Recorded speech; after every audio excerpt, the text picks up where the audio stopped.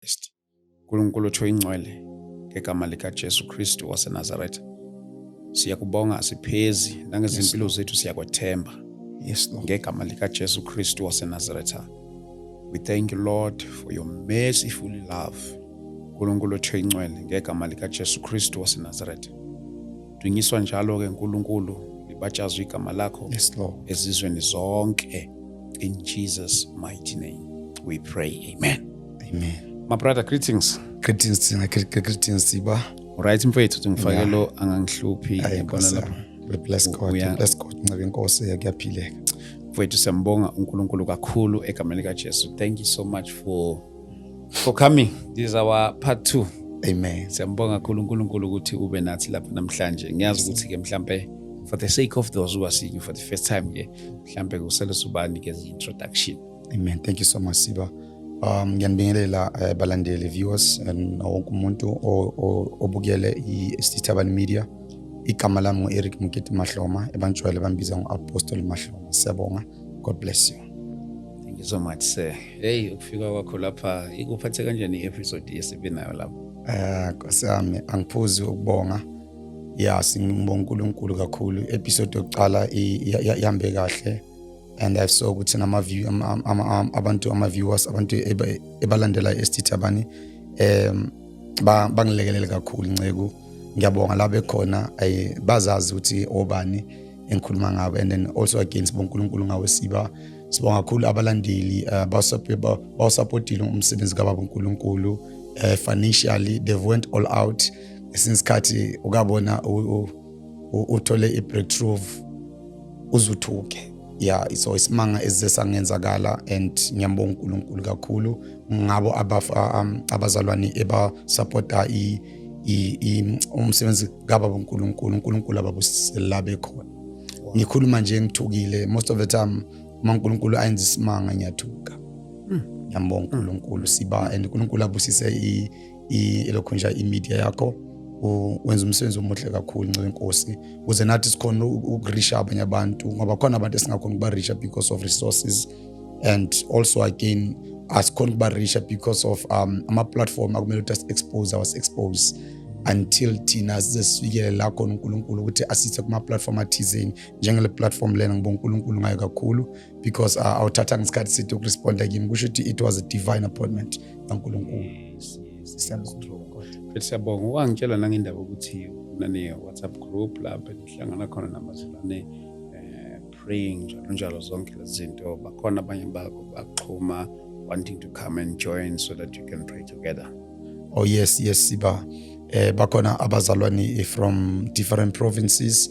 Khona ebasethembise bakhona Soweto, bakhona baseNatali, bakhona base-Cape Town, bakhona baseKurumani. Bakhona nje abazalwane abanye the outside country eLesotho. Uyisibonga uNkulunkulu ngabo bonke bakhona egroupini Seekers of the Face of God, and we believe that one of the good days uNkulunkulu uzosenzela umusa ukuthi kuyiswe ama revival lapho. I really trust uNkulunkulu ukuthi angise in those places la khona ama viewers or ama followers abantu sikhuleka nabo. So now we have become family. They are no longer followers, they are no longer viewers. No, they are family. It's like a home away from home. Mfethu siyambonga uNkulunkulu. Namhlanje ke sinawela namhlanje started from lower part 1 wethu sikade sikhulumalana mhlambe for umuntu oqala ukuyibona le episode ongangayiboni. I would advise you to go and check le episode yethu yokuqala la sisikhuluma about the journey of life with this man, izinto akahlangabezana nazo in his life of faith njalo from his childhood njalo going on and on and on and on. But nje mhlawumbe if you were to recap for umuntu ongayibona ngale episode, yes sir, ngiyazi ukuthi wena ungazirekhepela kancane. Yes sir, ukuyi-highlighta nje for umuntu obona le kuqala, and then bese singena entweni yethu ke sizokhuluma namhlanje. Thank you so much Sibakhulu. Kule episode le yokuqala bengishare about ubizo lami licale kanjani, nokuthi uNkulunkulu wambe nami indawo indawo ehlukahlukene, nama challenges engize ngaba nawo, ne downfall engize ngaba nayo, but umusa waciwa olobhizi njalo ungiphakamisa ngomusa kaBaba uNkulunkulu. And I truly believe ukuthi there are people eba relevant ngezimo maybe engingadlula kuzo, nanoma like inyeke ifana. but uthola ukuthi ba relevant. Some of them they're in ministry, uthola ukuthi bake bashayeke empilweni ngenxa yobizo, bathola baluza yonke into ngenxa yobizo. So I believe ukuthi some of them they are learning because of the things that enzingas encounter, but I've kept the faith. Ibona ngingagcina ukukholwa because of kuba ngicina ngikholwa namhlanje kube nami ngiyabalela kulama false prophet aqola umhlaba wonke lo. So ngibonga uNkulunkulu siba ukuthi ngifike kule ndawo ukuthi ngizokhona ukushekela like abantwana basekhaya endaweni ehlukahlukene, ngoba izwi laNkulunkulu lithi simhlulile uSathane ngegazi lika Jesu nangofakazi bethu. Ofakazi ibona ebusenza lokho esiyikho namhlanje. That's correct. Yes sir. Mfowethu namhlanje siphathelene, namhlanje basilapha ke. Ngiyazi ukuthi kunane story esinye futhi usisharela ngaso. Yes. That happened like a long time ago. Yes. But without limiting you nangokuyisa lena le mhlambe what is it that you are here for today? Into esihlanganele namhlanje ukuqhubeka ekwestory esohambo lwami nezinto ezangehlakela endleleni, nama disappointment azaba khona endleleni, ukuqinisa umzala nomunye alofakazi lobo is either umuntu onobizo or umuntu osese ku process ukuthi azidiscover ukuthi onobizo, and then nokuthi umuntu azidiscover ukuthi emhlabeni uzeleni, because akekho umuntu ongaphila ngaphandle kokuthi azidiscover identity yakhe. Hence ngizengasho kuphathwani lokuqala ukuthi emhlabeni kuqole abantu abanama identity crisis siba khona abantu ebango discover ukuthi who they are in Christ. Only Christ can help people ukuthi bazidiscover boba, because we find it out lana ukuthi bakhona abantwana maybe bakhule njengami entandaneni, abanye ka abazi ukuthi why they were in homes entandaneni. Hence ngizengasho siba kule yokuqala ukuthi ivoice yami shenyana ngiqolele ngikhulekela abantu until ngo1, you know. Yeah. So sibonga uNkulunkulu ngani bazalwane nikhona egroupini nawo bonke bafuna ukujoin. Elokhu njanini impilo yami la khona ngibona khona ukuthi okay, khona into kaNkulunkulu empilweni yami ngidiscovering safunda isikolo. I used to see angels, namanje lo ngiyabona nanoma ngikhulekela abantu I still see angels. Zasuka from Robin Good mama nje Shalom Children Ministry ngaya ePinoni. I remember ngicene lapho ngichaza nokuthi I've once sleep in the street. I've once sleep in the street in Champa emzini abantu nyola le magarage. I think it was by the age of 14 or 15 somewhere there. Ngakoboshe eMotapi eKingsway ngale ngasePinoni. I was once arrested there. So ngifuna ukuqhubeka la ngicine khona ukuthi khona lokho enze ngakushiya. The time ngimncane I was 4 years old. Yes, secwacwa sichama imvelaphi yethu kuselisuthu. Mama nobaba baze bathi baba basukela eSuthu beza eCwacwa, bafika eCwacwa ithese eMwedding, basecwacwa bayazi ithese kuMeeting ekuphi. So eJonasi kula khona mama nobaba bafikela khona and bahlukana mama nobaba. It happens before behlukana ngisasena 4 years. Next door yasekhaya besinomthakathi ngizobeka kanjalo siba. Nje ngikhulume nje besobala sokashona makhona ushone 2006. Okay. 2006 or 2010 somewhere there. I think it was 2010 mas kashonile. The time ngibele eFree State futhi ngithi ngiyoqhubeka ngemfundo, and then ngabona ukuthi ngisakhona ukuqhubeka ngesikole. So lo empilweni yami kwenzakala ngina 4 years siba. Bangitshela nakhona sengimdala ukuthi indoda oke wahlanya into yenza 3 months and a half. Lo mama sa next door usisi wami ke yena kade njalo abuye esikoleni egijima ayele bokhona ihlahla ngasekhaya, so and then ngapha kwalomthakathi lo mthakathi lo sina siseswethu yale kanti useswethu se next door dlala noDikoloshi usisi wami, and uyazi naye la ekhona ngizofihla igama lakhe, but I think ukuthi umntana sekhaya mangathi umntana sekhaya bakhona bamazi uyazi ukuthi ngikhuluma ngani. Yeah. So lo mthakathi lo next door ehlezi nje phela umntana sekhaya aphuma esikoleni uyagijima kanti uze next door uyodlala noDikoloshi azasitshela sidescribe uDikoloshi wenziwa kanjani, uDikoloshi unjani, ibona yonto. So mina ke umthakathi lo wangihlanyisa ke wangifaka irodo ekhanda siba. Ukubona irodo yabona life is too spiritual. Uma umuntu angadili ngealtar, uma umuntu angavithiza ama-altar azomvithiza siba. Nalento zama blood covenant, lento lene ezokuthi uzwane nomuntu kanti umuntu uhamba ngealtara le poverty. Thola ukuthi umunye uhamba ngealtar elithizeni, yebo lento siba. Okay, bangitshela ukuthi ngithathe 3 months and a half ngingekho right until ngirecover ngibe right. Mina bengazi I was young. angazi nokuthi ngize ngahlanya ngitshela yibo nje phela umuntu usikile wahlanya olumanyenyana sure meaning ukuthi lapho bokutheni ukuthi uSathane kade against lento mina kade ngayazi beki by the age of 4 years ibona yonto.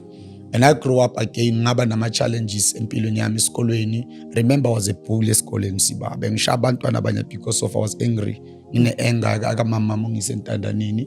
But when I received Jesus Christ, when I encountered Christ again, ngidiscover ukuthi nginobizo into yokuqala ebangisiza nga youth with a mission eBethlehem la ngicala khona before ngiye Port Elizabeth.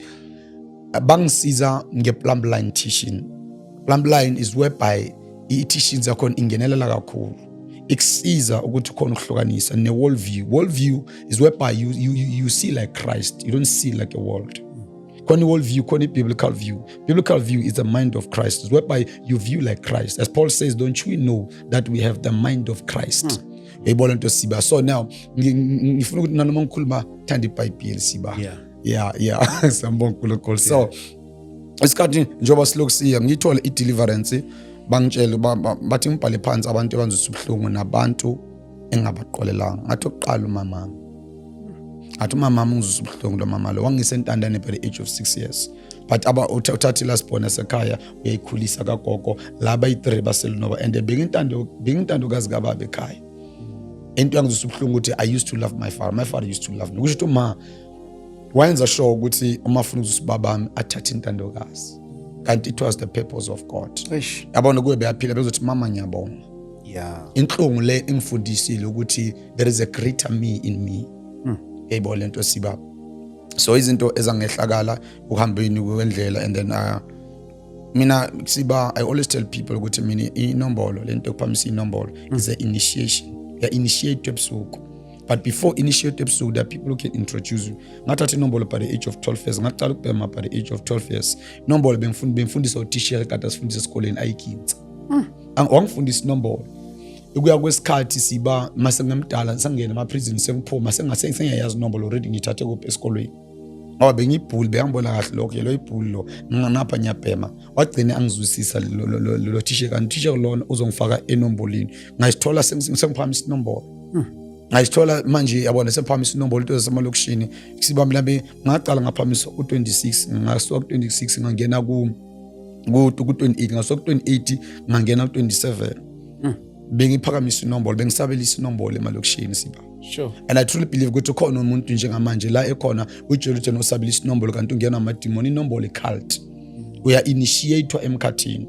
I remember ngise Free State ewadeni ngisuke 2013 ngaba nephupho la khona ngizibona khona ngilwa nabantu mamvuka ekseni ngivuka ngibhala lento lena yabona isign ye-Illuminati and I was initiated ku-Illuminati. Kusho ukuthi inombolo ivulele Illuminati indawo.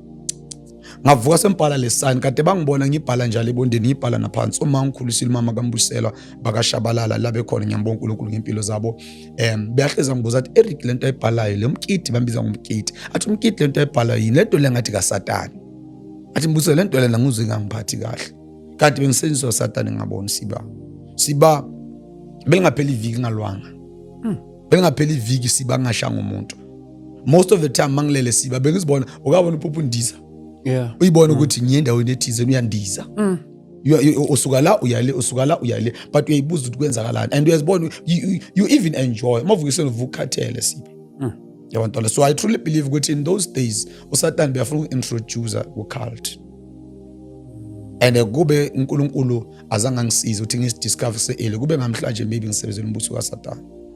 Yabo bakhona abantu basebenzela umbuso kaSathane bangazi. I always say to people, I'll go into the kingdom of God, the kingdom of Satan. Because you cannot live on an altar. I'll peel on an altar. I truly believe most of people sebayaz mama ngikhuluma nge-altar abantu engibafundisa lapha egroupini seekers of the face of God. Sebayaz mama ngikhuluma nge-altar ngikhuluma i-altar elikhulu futhi ulomzimba womuntu. Umzimba womuntu i-altar siba. Baningi abantu siba ebahlangane nabantu bathandana sasa umuntu wavuka wa retrench emsebenzini.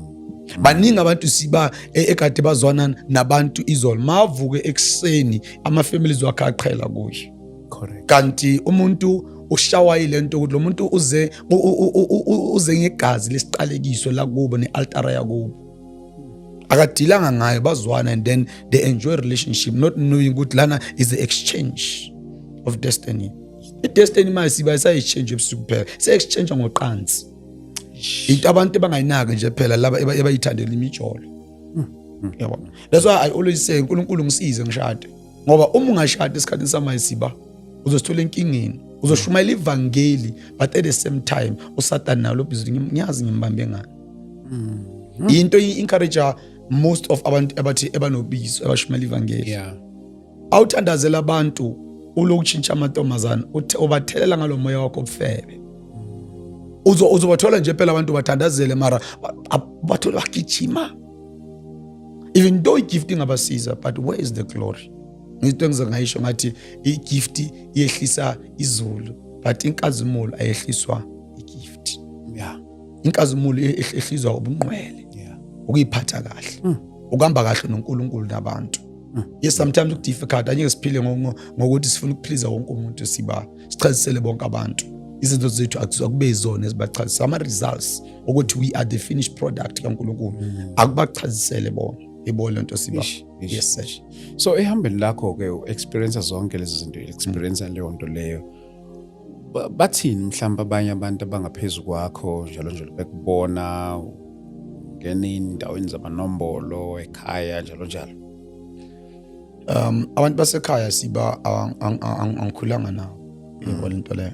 Mina ngikhulele entandanini and impilo yami uma lento zonke zenzakala. No one was there for me.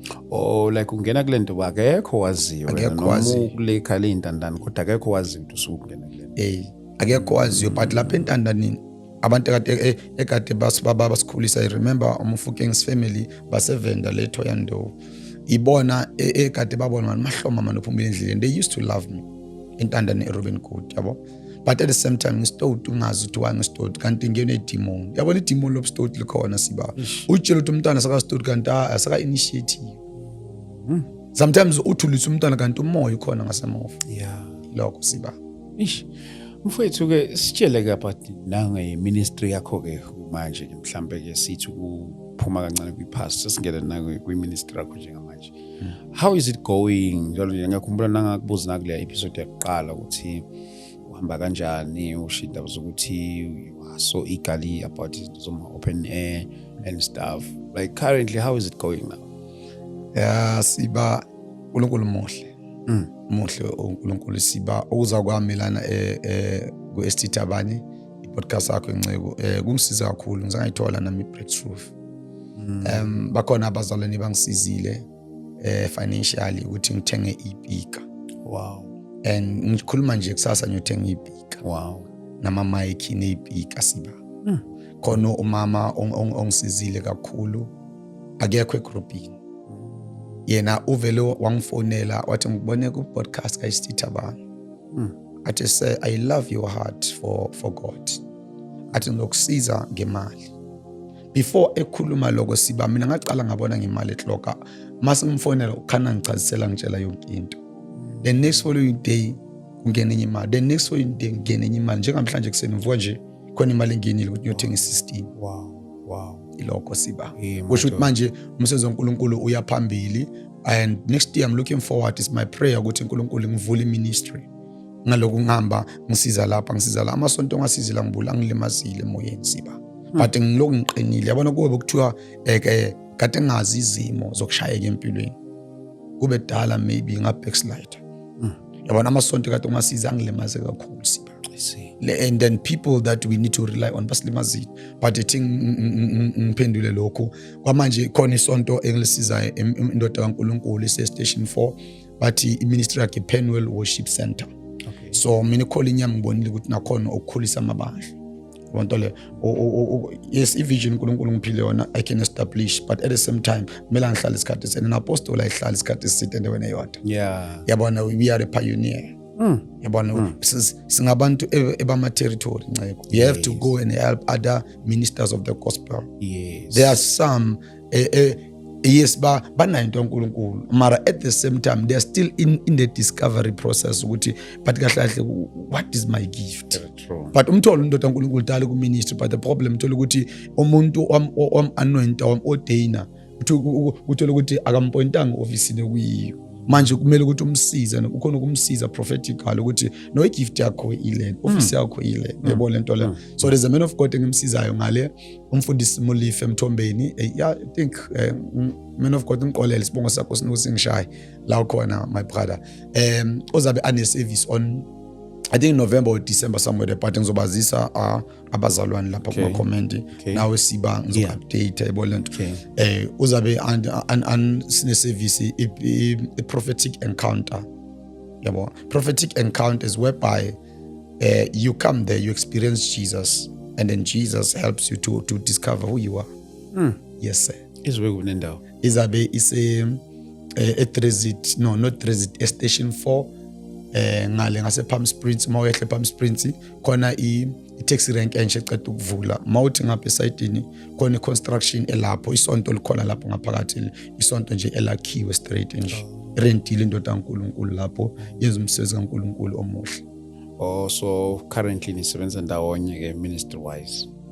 Ngicade ngina manje ngizobamba 3 weeks manje nginaye, but kunguthi ngimaze 2 months back ngihlangana naye iChicken Lake. uNkulunkulu wangibonisa that one is my servants, mtshele ukuthi ngimbizelile. And I start to prophesy, man of God. Ngathi say you are not a pastor, you are an apostle.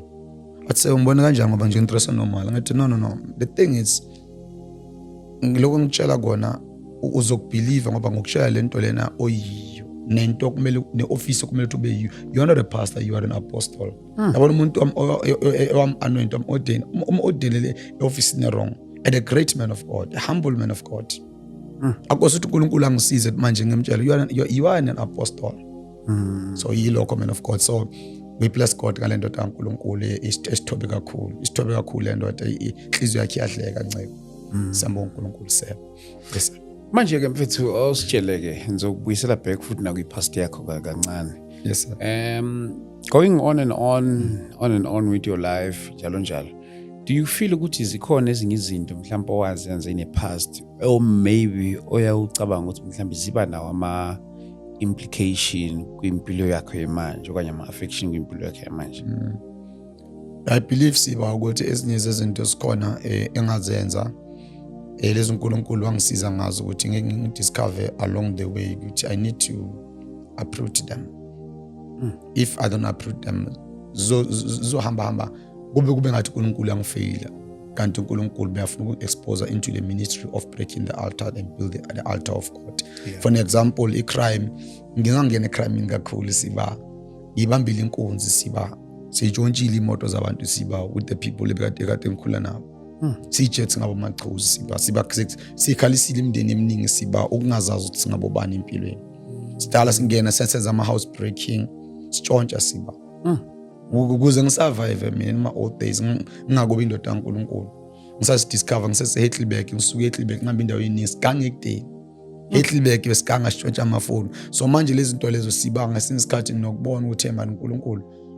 Lezi zinto lezi kusho ukuthi somehow zing-affected uNkulunkulu uma expose into the ministry of breaking the altar and building the altar of Christ. Yes sir. So mhlawumbe abanye abantu kwenzeke mhlawumbe uzothi in journey of life ugcina mhlawumbe uhlangana nabantu owabenza into efana naleyo ke, not knowing manje ukuthi you are a different person. Akazi uyithola uhlangana nabantu owababreakela izindlu zabo abatshotshela izimoto nje. Some of them siba ngoba ngahamba ngaye eFree State. There's a guy ebathi Dr. Chabalala ngikhulele kubo le Free State eWateni, wangithatha 2012 saya le eWateni. Impilo yami kula khona ngifihla uNkulunkulu wangifihle eWateni emaplazini kaPieter.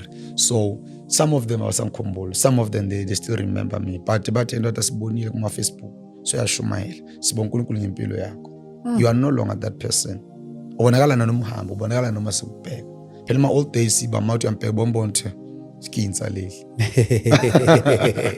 Yeah bengiginza bombonke lo iginza lokho.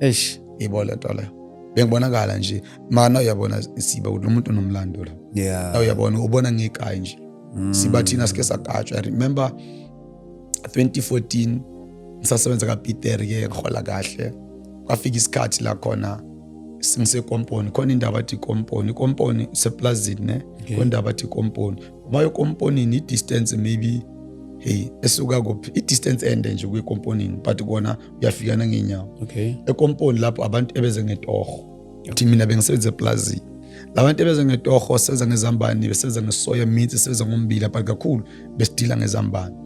Ngidrive forklift lapha lo ngeza nomunye umsebenzi general work. Okay, nini ngiholiwe fortnight ngihamba ngawubadelela lenzansi, bengithanda amantombazana siba kusho lento amantombazana engihluphe kakhulu, ihluphela ku ministry after divorce, but ngiyele ngizongena kuyo. But bless God, abantu baningi siba bathanda ukufihla i-weakness uNkulunkulu uthatha advantage ku-weakness yomuntu amphakabise ngayo. Abantu bashanga amatshe siba kanti abazi the moment amatshe aqwala so maphezulu kwala matshe kade bakushaya ngawo. Anti uNkulunkulu, when you are weak then you are strong. Angisho ukuthi abantu sipromota isono or sasi-embrace, angi-embrace isono ngiyasinyanya ngisho, ngiyashaya isono siba. But manje khona lento lena ukuthi uNkulunkulu i-weakness yakho the moment abahleka, but kunguthi uhlezi umtshela on every day usuka prepare uzokusebenzisa kubantu ekade bafana nawe in those old days. That's God preparing a man. Ngibuyele kule ndaba le yaseWadeni, khona intombi bengizibizwana nayo yaseLvelkom lena yomsuthu la besuthu bamfuna la. Indaba kudala siba ngakufundisa. Labesuthu bamfuna inhle ngane yabantu siba. Bengithanda amantombazana kakhulu siba. Alright. Impilo yami mina I believe ukuthi mayishintsha uma sengike crime ngathanda amantombazana. Ngaba nje nale team lokuthanda amantombazana. Yes. So lamadoda lawo ngoba katazi ukuthi umahlomo uyayihlula impi. Bangimela bese ngiphuze kakhulu. Mangiphuze kanjalo these guys bankapa. I think there were 15 or 14 of them. And abankapa njalo, where's the lady? The lady screaming around akazuthanga yenzana. Bankapa ikomponi kade kumnyama siba. Elight ibokile eboleka lapho nalapho. Lapho besiye siya ngokuphuza lapho sisuke eplazini siye komponi but iplaza elilodwa ibole lento le. Bankape labafana nabanye baba bankape lapho. Siba ukwazi bona ulele phansi ubona lo muntu ophansi ufana nawe. I believe that time my soul left my flesh. Ngayizibona ngimile kanje lo muntu nangu phansi ulele. Ukabona ukuthi esithinta uthinteki. Into angenzakala ileyo. There's a guy ikade lapha ekomponi ngimkhohlwa igama lakhe but wakhabo Thapelo khona eplazini Thapelo lapha kaPieter. Wagijima waya kade baqhamuke eReeds bona baseplazini. Wagijima waya le la bengihlala khona wawutshela ubaba kaMbusela bakunemoto. Imoto yeza ukabona ulale phansi so kuthiwe ukuthi bangathathi le body ungakubili kuyo. Uzi pain ukuphuma kuwe siba. Uyayibona na imoto yeza but nangu umuntu lele phansi sengathi ungamvusa ayibona davuka na imoto. Siba bangithathe kanjalo siba and bona uma bangithatha bathatha ibody. Mina ngisekho ebody. But ngiyazibona nginabo. Ukabona ukuthi uhlukane kayi2. Siba umuntu unomzimba omunye uma ephuma emzimbeni wakhe. Umfana nomuntu nanoma elele ebusuku makaphuma emzimbeni wakhe usuka kuwe uphumile usetshenziswa uSathane usendaweni enye but kusela umzimba phansi. Into angenzakala ileyo eFree State and then immediately abafika lapha yana eMalokhunja ngoba iambulance kade bayibiza inyezi yabona isogolisa ukungena lapha kaPieter. Alright, i-distance nje ukuza kaPieter bangithathe bangise ema-ambulanceni bafika labathayela umuntu ufile lo ukabona uthi hayi angifanga no one hear you siba. And then uma lo ekade ngikhulisa wathi mkhithi uphethe imali lapho na epokoteni kanti bengiphethe angisesha athi uyiphethe kusho ukuthi umama lo bekakhola ukuthi uzovuka yabona athi kusho ukuthi uma evuka le mali le ekuyi uzokhona ukuyela transport abuye ngayo siba. Lento leni ikangenza kaningi ukuthi ngiyibone ngifile ngiphume emzimbeni. I think it's 4 times empilweni yami siba lento ingenzakala. Yebo nto leyo. So but ingenzakala kanje angifuni uqamba amanye ngithi ngibona izulu. Ngithi ngibona izulu nceko. Umzimba wami la ume phambi kwami la ngizibona mina la isoul yami imela umzimba wami nangu la. Kusho ukuthi bongabe isikhathi esokuthi ngihambe emhlabeni.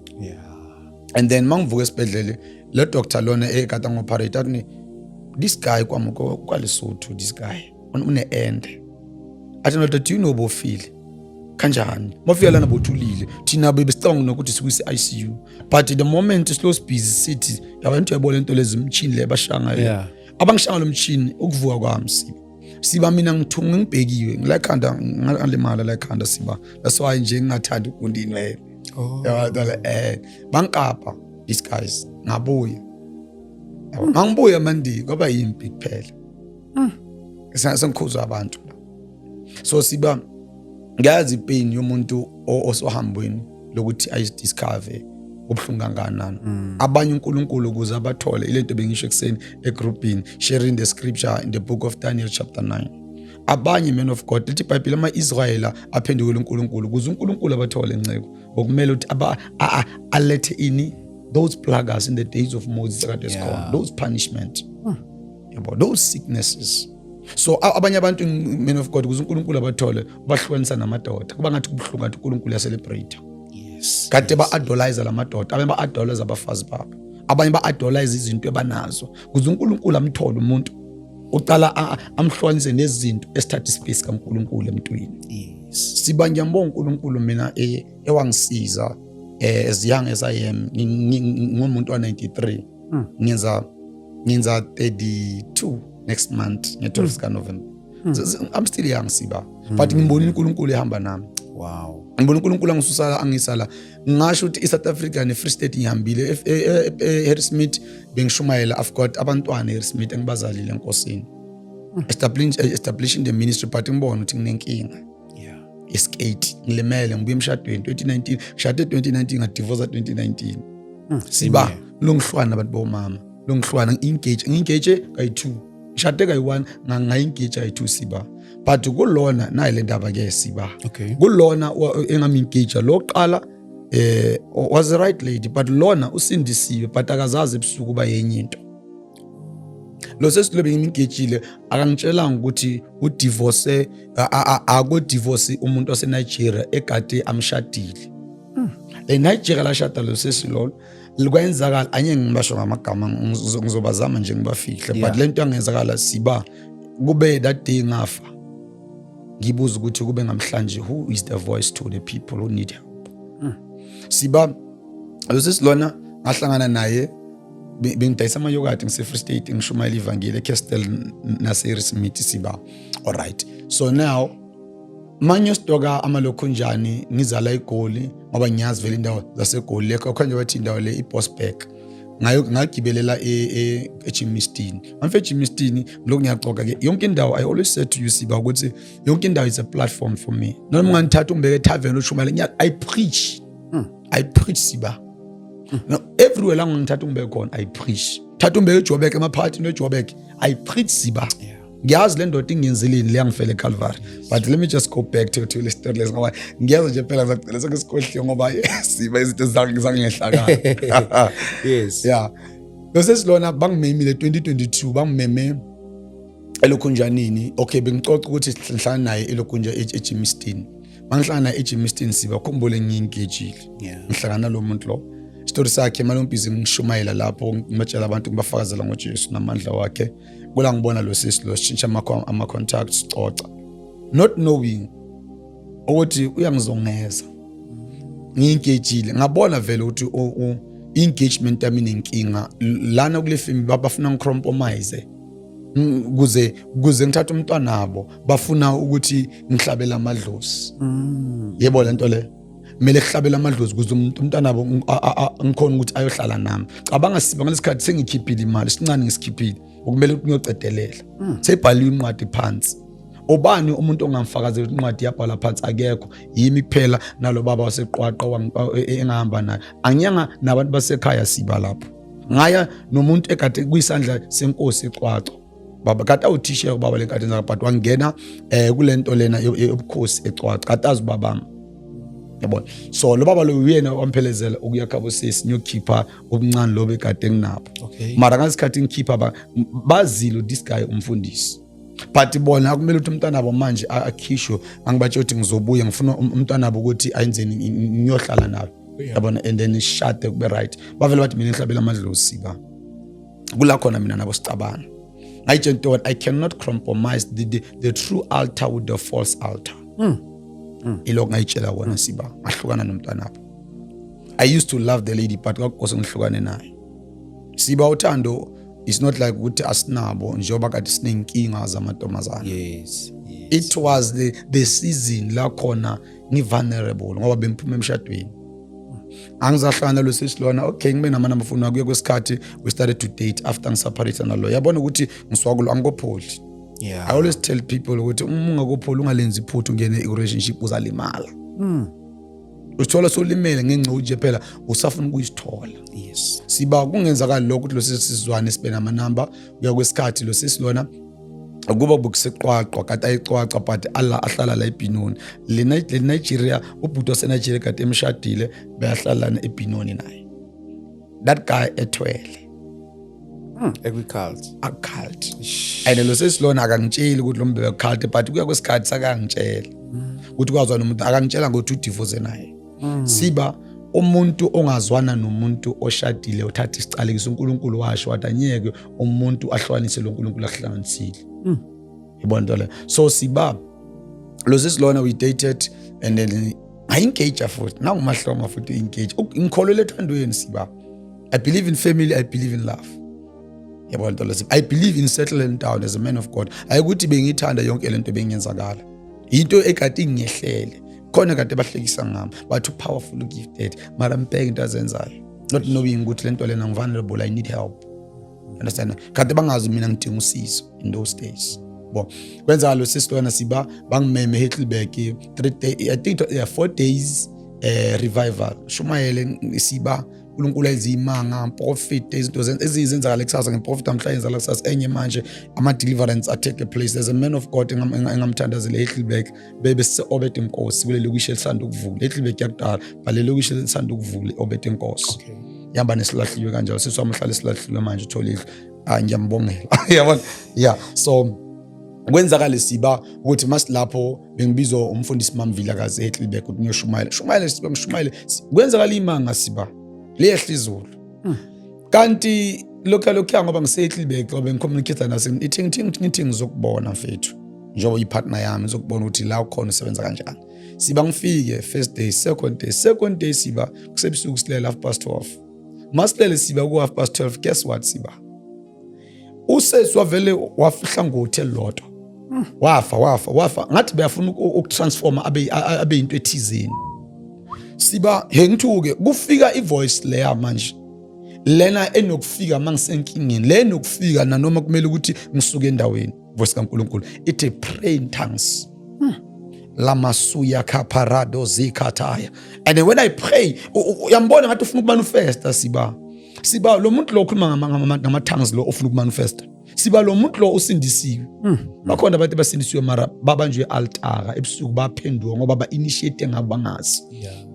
Yabona amathotho asesilungweni umphume kanje lapho eBinoni ithotho khona lama mawuphuma uthi ihlangane neshawa. Siba ufike lapho ngithandaze Siba ngibiza umlilo kamoya ngavele ngathi ngithatha inkemba kamoya ingqwele. Ngimela nalelo demon. Mangibuye ngimthola saka right. Siba kuze kwa freezer ne TV. Yabo lalo sesekhona uyazi mahlomo kuniqiniso. Kwa freeze iTV. Ukabona iTV idlala ku stage kanje. Kubande roomini ngathi kunenyoka. Siba ngabona lapho that day ukuthi yabona uNkulunkulu ungithandile. Yabo uNkulunkulu uzokuthanda nanoma ungene intweni ongayazi. uNkulunkulu uzokuthanda nanoma ungene intweni uyazi but aloku akulandele sathi uDavid uyini umuntu uthi ungamlandela kangaka. Uyini umuntu ungamvakashela. uNkulunkulu Adama uyile soneni but lokhu yamlandela. Is God unjani this God? Siba yabo lo uNkulunkulu lo ekade ngamazi all these years of my life. Manje ngina9 ezishumayela ivangeli angiyisoli Siba angiziboni buyele emuva angiziboni compromise angiziboni nidla abantu imali njengalabo bafundisi bamanje umuntu athandazela umuntu besabuye kusasa afuna imali Siba bayazi bonke abantu mina ebakhona eplatformini engibathole ngale platform yakho uNkulunkulu ayibusisile ukuthi akunani umuntu oyi1 engamcela imali kuba yibona uNkulunkulu abathi abafaka imali. Some of them khona usesenza ngathi ngizangazama ukuthi ngimtshele no sis wathi man of God yabo le professor ungitshela naye umuntu ongamprofessor ngathi sesi ngisamba uNkulunkulu uthi manje asafuna drop before that I want to plant a seed ngathi no sis no ngathi nyala and yazi uNkulunkulu athi Mahloma count until ku4 wafika ku4 aloku afuna uplant seed yimi ngifuna i-breakthrough yakhe ize ngama speed. So Sunday ayithumele i500 to sis ngimtshela sis uNkulunkulu akubusisi, but I was not happy ngoba ngithanda ukuthatha imali zabantu unless umuntu angithumela imali ngingazi nje ngibona imali sengena. Yabantu le kanjalo is fine. Ncegu ngazizwa ngi-useless, ngazizwa ngingamanga eqinisweni, ngazizwa ngilahlekelwe uNkulunkulu uma ngaqala ngadayisa amafutha ngadayisa njengoba kudayiswa manje nje. Njengoba kudayiswa manje nje Ncegu umuntu nomuntu uza ngesambulo, asikho isambulo saNkulunkulu esingathi umuntu adayisa amafutha. I remember Ncegu iphuthe engacishe ngaleyenza uSair Smith hlangana nomunye ugayi waseqwaqa ngingimushe igama, it's a man of God. Ngithanda le ndoda sikhule ngimazile eqwaqa ezonini yethu khona indaba bathi barekele questioning mo. Mina ngisemoyidi ngapho bathi le questioning la hlala ngakhona. So nje makade ukujumpa nje bamawothi nali le question la mawehlala nje imoyiding phela yazi into elisuthi eqwaqa lapho kuneyintaba eziningi yabona. So mawehlala nje intabeni nawo lapha le question. This guy beyahlala lapha ngimushe ngegama, he's my brother, I love him so much. So this guy ngimbiza uShumayela eMahulukweni, uShumayela ngiyenze 2019 ngiyenze it was on November ngiyenze lokho nje imvusela amalanga ayi3 the arising of glory, Isaiah chapter 62 if I'm not mistaken or 61, arise because your light have shine. So ngiyenze imvusela Ncegu ngibona amandla kaNkulunkulu.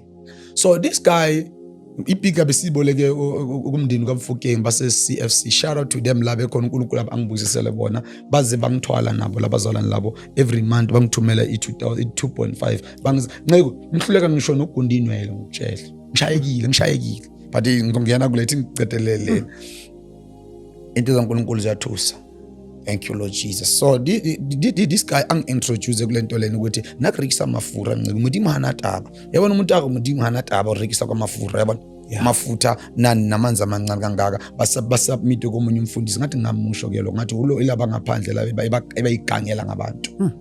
eNkulunkulu ngisize kene ngisize Nkosi ilaba igangela ngabantu. Okay, this guy enye ngimusho egama ke ngiyabonga moya ingcwele ukhona kata la ePretoria, this man balekile ubuyele ngakubo ke manje kata submit okuye. Okay, so by this guy I like the guy ngikhule naye ngithi uphethe into kaNkulunkulu kanti uphethe amafutha. This guy angitshela taman dayisa amafutha kuze ukhona kuba nemali to survive. Bazi ngayibona lento ekhuluma ukuthi is a solution, but moya ingcwele athi Mahloma ngathini kuwe. What did I say to you? Man of God, mina ngijinion yena ayekho jini walanda kulomfundisi wabo lo ekatela ePretoria wabaleka wazela kubo saqola abantu imali sikebengu thingisho njalo nasingisigebengu Ncegu angiyithandi igebengu Ncegu esiganga ngevangeli yabona singaganga zonke but not ngento ebhala enqwadini. Yabona umuntu angaba la mistake but into ebhala ezwini kaNkulunkulu kuzomsiza ngani umuntu azuza umhlaba wonke alahlelo umphefumulo wakhe uzothenga ninje Ncegu ngawuthenga umphefumulo wami eguy egada yinja njengami abamba abantu inkunzi uthi uDavid izinja zimbambile omenza zona omenza zona egada afana nami. uJesu makhuluma ngalo mfazi uthi lokudla lo kanye ngikupha wona Matthew 15 uma uJesu akhuluma le ndaba le lapha ku verse 25 lo mfazi lona eza kuJesu athi uJesu amupha ukudla kwayo athi anyeke ngipha abantwana ukudla kwezinja. Mina lo mfazi kade ayibona kuyinja athi nenja ifuna imvuthesele nenja mina was that dog. So manje being a dog uNkulunkulu ayisindisa impilo yami angisebenzise enzokhona udayisela abantu ivangeli. This guy angipha ama ideas lawo bafundisi abangithandanga abantu ile vangeli ngelishumayela lokushaya isono thithi ngiqhubeke ngathi ngicela ungikhumbuzele lena siyo ebengithe ngiyikhuluma yokushayeka ngizoyikhuluma iyangenzakala eHarrismith yangenzakala eGoli ngishayeka siba. Okay, it's fine. Tingiqhubeka ngaleyana yalomfolo ngisho ukuthi ucompromise kuyingozi. Umuntu acompromise bamuthi ngemali laba sembusweni obumnyama nyeka saphuma. Yabona uNkulunkulu usindisa umuntu kanye. Yabona umuntu ongena eCaltini a test izinto zikamoya ingcwele according to Hebrews chapter 6 verse 4 lethi iBhayibheli anyeka sakhona ukwenza njani uguquka. Umuntu Ncegu abancegu manje usindisa uShumayela ivangeli wazi amandla kamoya ingcwele watest isipho sikamoya ingcwele watest into yasezulwini wangena occult wabuya futhi wathi uShumayela uJesu angisakuthembi uNkulunkulu asindisa umuntu kayi2 umuntu akamukela ukuthi uJesu kayi2 ayikho yonke le nto le ayibona leyo ke ngingama kuyo ke ukuthi umuntu uma kuthiwa manje siba uyothwala kade ashumayela uJesu manje uyothwala bese it only takes the grace. Ayithathi i-deliverance omunye umfundisi adeliver umuntu ophuma ku-cult ekade aphethizwe. It takes Jesus Christ, the encounter, the divine encounter. Ayithathi umuntu ofana nami nawe siba sefike kwesinye isigaba lo muntu isoli yakhe kuSathane. It takes Jesus to go and throw back the soul. Umuntu ofana nawe olanda isoul kuSathane ayenza kazi ba. Okay, this man bazalwane, this man angi-introduce mina ngithenge ke ngithenge i-olive oil lapha yana eShoprite Harrismith kade nguminister lapha eMahulukweni yabo ngivula iministry lapha siba ngishubayele izinto zenzakale bengumuntu othanda ukufasta kakhulu siba abantu baniba seSmith bangayifazela lento le umuntu ongatholi umntwana amthola umuntu ongatholi umsebenzi ona 10 years angasebenza athola into eningi uNkulunkulu azenza siba and ngiyamthemba uNkulunkulu namanje on Saturday uNkulunkulu upholise omunye ubaba so lento imshaye ana 63 manje una 66 bokhana uNkulunkulu ampholisa last week Saturday ibonile video yakhona ngisho lapha ku status sami lo baba gijima ubona inyaba beseliya ngokubola beselibolile siba. This man was healed. Sunday yakhona next following it was Saturday. Next following day hlana umunye umama eTexini ngathi mama uNkulunkulu angakupholisa kade ngakhona phamisa izandla ngathi mama amanye igama likaje phamisa izandla wasiphakamisa. Hayi mntana ngipholile lento isikhathi eside siba ngizama ukuthi amandla kaNkulunkulu anjalo nje phela asilingene siba. Okay, I went back to the story. Ngithi ngathenga amafutha lapha eFree State phela yabona ngisakhula kule nto kaNkulunkulu ngihlangana nabantu bayidlalelayo mina ngiqama ukuthi amafutha bawathe kanhle bafutha balanda samoya kulabo papa babo lapha.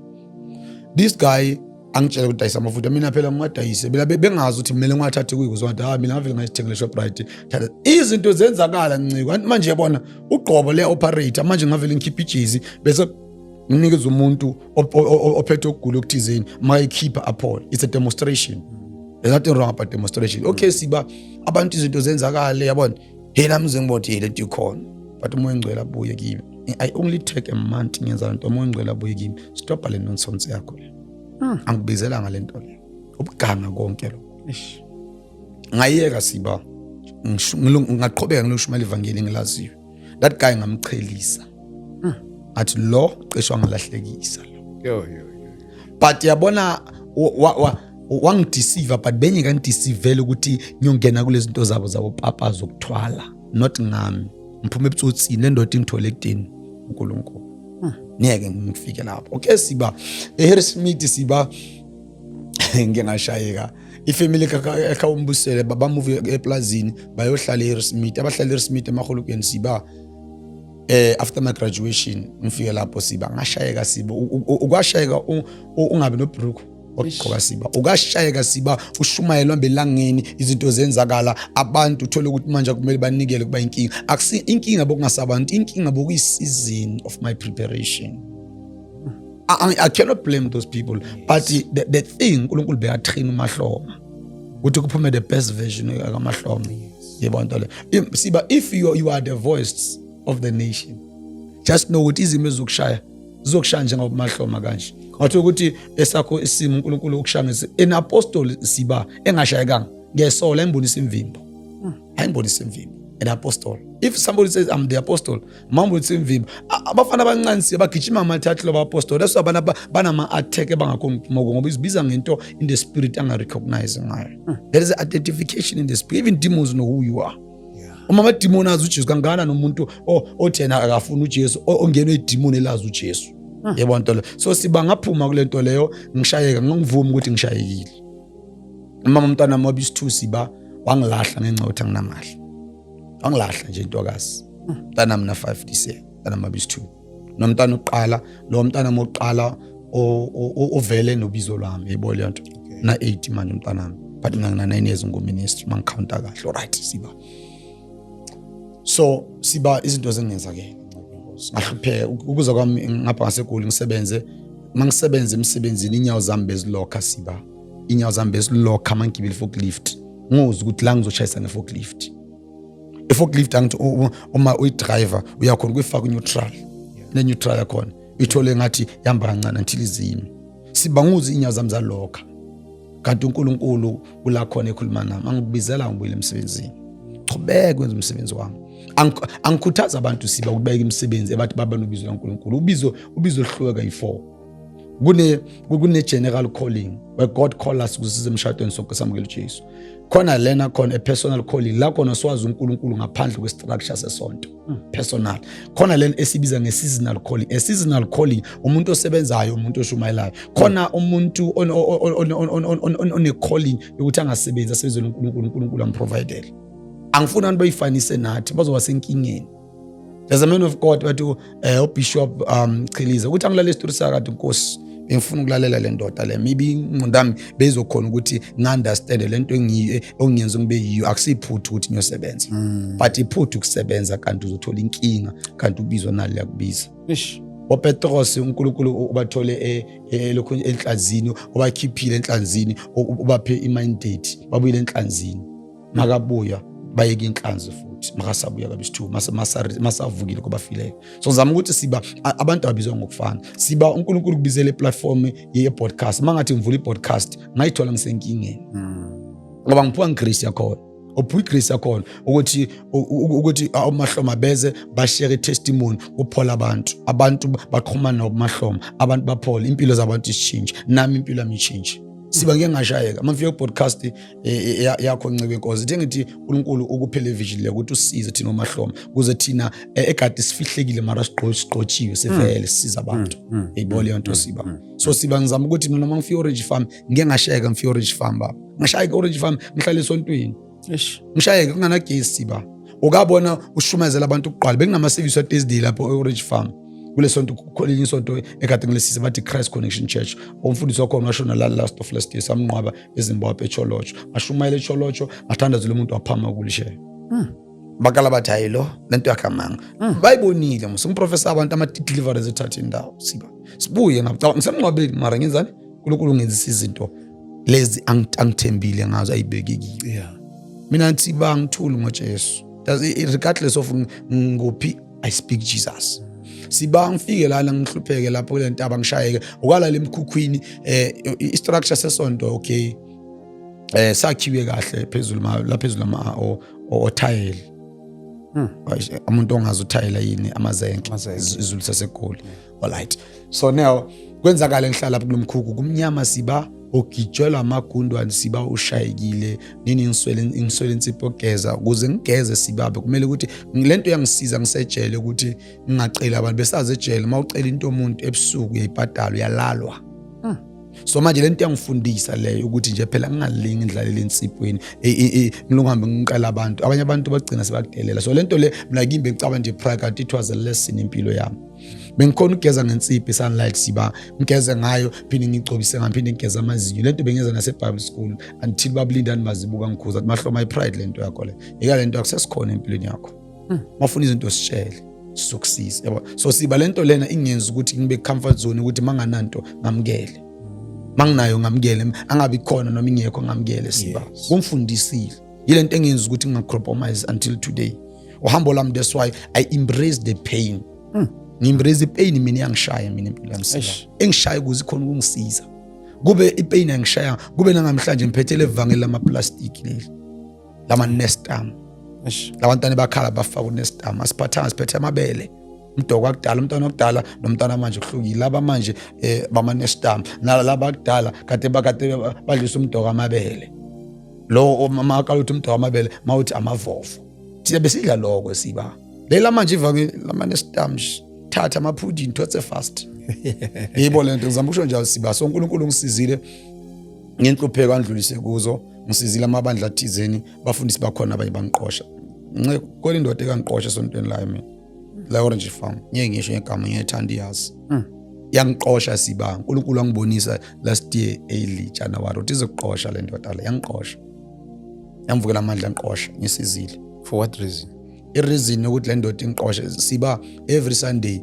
mangithandazela umuntu umprofessor umuntu bezenzakala izinto abantu bafakaze yabona siba ivision nevision maze ngahlangana kanje kuzoba nenkingi uyaclashwana la yabona manje uma ngaba nomuntu wenza into yenzayo nisebenza nonke siba thothi nayo lento ye-master nayo ye-master siba I'm telling you ngoba kuyoba khona omunye angeke afuna submit komunye ngesiphile la yebo nto le uzoyinanga inkunzi nami inkunzi so ngoba nalento le kade angasathanda abantu bafakaza njalo siyambonga uMahloma siyambonga uApostle Mahloma siyambonga uProphet Mahloma so kwaba ile nkinga leyo and then mbatena kantshela inkinga yakho yini inkinga yakhe aza ngiqambele namanga ebantwini athi mina ngilale nabazalwane bakhe angaze ngilale no one of abazalwane bakhe angiqambela amanga moshi igama lami siba moshi ulimoshile igama lami but khona angayimoshanga into angayimoshanga ile nto uNkulunkulu angenza ube yiyo ile nto le uNkulunkulu ayibeke kimi iyona angayimoshanga uzamile ukulimoshwa igama lami men of God bazamile naseRismith khona umfundisi ngingimoshe negama naye ngizomfihla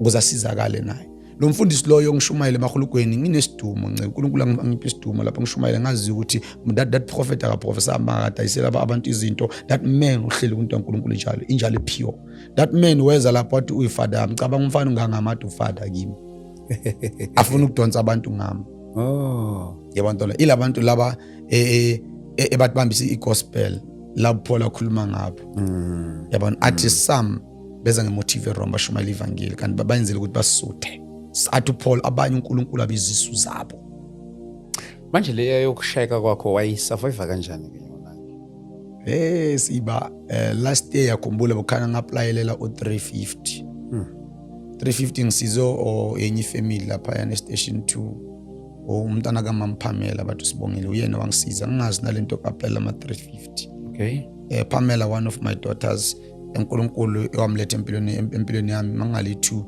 lo mfundisi angasampatala le rent sekangiqoshe esontweni angasampatala rent singasana ngisho ne rent singasana ngisho neyokudla bengisizwa uyo nomama lona engipha ukudla umntana wakhe nini bengidla kwabe singibajwa bese kuyifamily yabona umntana wakhe nini angisiza sisibongile angisiza uapply iapprove yabona icale it approve ikuphi date but out nini niyavuka ekseni nayi le 350 ngenele yasabe ngisavava nge3 ngaqala ukusava but before ngithola 350 lesiba angazi kanjani I don't know khona la khona bese nyemzini abantu ngihlala ngisho ngathi ngibukela iTV kanti ngimele isikhathi ishaye ngiyazi anye kushaya 9 bangakwenza ukudla ngimele lokudla ngisho ngathi ngathi umbone ngiclean nje phela kanti hayi kaphakathi yakhala ngambili ugogo lapha I remember very well station 2 anye ngibasho ngizobafihla ngihleli lapho mangihleli lapho I think ama rating bakhuluma ngavile benza ubuhle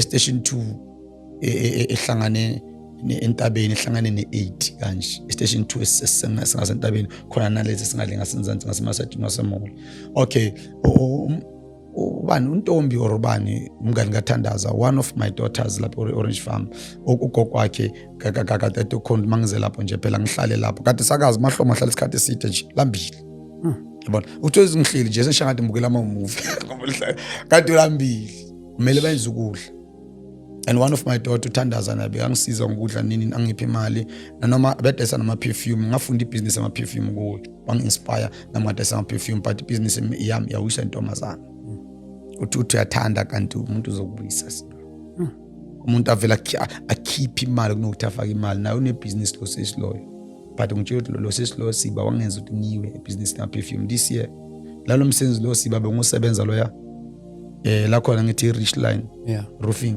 lo yamfolona ungene ngesap kubelungu ibathizeni lo yamfo ngishanga ngempama I think it was last month wangishanga ngempama siba uthi mina during working hour ngiyashumayela emsebenzini and bengashumayela emsebenzini shumayela evenini ekseni maye emsebenzini ngibathandazela can you imagine uthola umuntu okuthandazela button umshaye wangishanga ngempama ngaze ngamqela ngathi angishayina ngapha after that ngathandaza ngizange ngimenze lutho and I believe ukuthi uNkulunkulu uzongilwela kuye ethi iBhayibheli uphimpindisela kusiyethu kaNkulunkulu siba sizame ngakho konke uNkulunkulu makufifildini uzovuma bakatheka abanye yabo abanye sithanda uquote la verse touch not my anointed do my prophet no harm but uNkulunkulu uyakutshela ukuthi akufuni lapha that's abakushaya so siba izinto zingenzakele into engenza ukuthi ngisurvive siba ukuthi nje phela ngingamkele bengamke siba ngikaze ngafikela enqondo ukuthi ngazibulala bengifikela enqondo ukuthi uNkulunkulu angithathe mara not ukuthi ngiyibulale yabo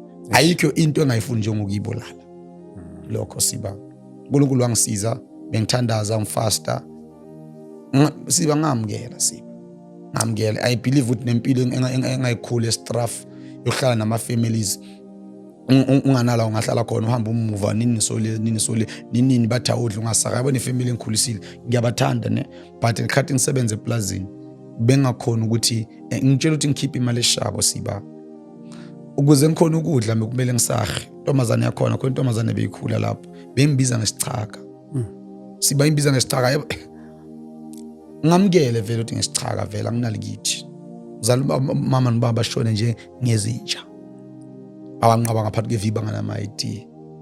Yabona, so nayo ngamukele ukuthi yazi le ntokazi ikhuluma iqiniso le. Mayithi ngesichaka vele ngesichaka benganalutho bengana ne-ID bekade ngaziwa nasePitori athi phela yazi iPitori yonke into la iPitori ePitori vele abangaza ekwabona uma uyi1 wamukele ukuthi vele anginayo vele ukhuluma iqiniso ngamukele.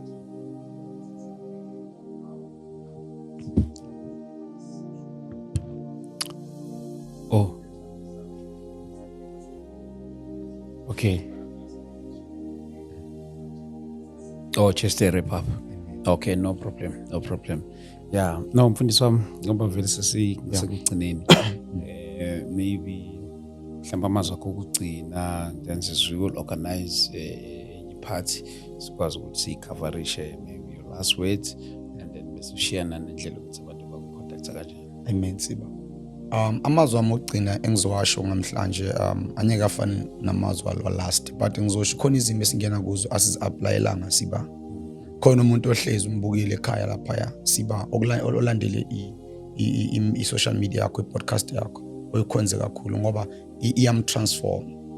Ngizama ukuthi khona izimo siba esingene kuzo asizi-applyelanga, kumele sindlule kuzo. Awufiki la ufuna ukuya khona ngokufuna ukuya khona ngoba khona izimo ozohlangamezana kuzo ufike ngalo. That's why ngithi awufiki ngokufuna, ufika ngokungafuni ngoba awufuni ukungena kule nto leya. Yes siba. Wow, thank you so much. Siyambonga kakhulu uNkulunkulu mfethu, siyambonga kakhulu uNkulunkulu. Mhlawumbe nakulabo ke abathanda ukuxhumana nawe nabo bakuthola kanjani? Ebafuna ukuxhumana nami njoba usiba esho, ama contact wami 0633 544 706. This is your brother Apostle M.E. Mahloma. Siyabonga kakhulu mfethu. Thank you so much my brother. Bafethu siyabonga kakhulu lapha emakhaya. uNkulunkulu akaqhubeke nje anifihle. Yeah, besihleli naye my brother sinaye lapha namhlanje. Siyabonga kakhulu bafethu. uNkulunkulu akanifihle anigcine nonke lapha emakhaya. Kuhlezi kuyintokozo ukuthi sibe nani la. If you want to come to the show, feel free 0788 417 844 or usifollow lapha kuma social platforms wethu. Thabani ST Dlamini on Facebook and on TikTok. Thabani _ST lapha esikhona khona bese kuba nalanje usibuka khona lapha on our YouTube platform ST Media. Siyabonga kakhulu bafowethu. uNkulunkulu ka anigcine sibonane nange episode yethu elandelayo. God bless you. Amen. Siyabonga siba. Siyabonga my brother. Thank you so much. Yeah, siyabonga kakhulu Ncebe Nkosi. Sengizizwa manje ngiba yeah.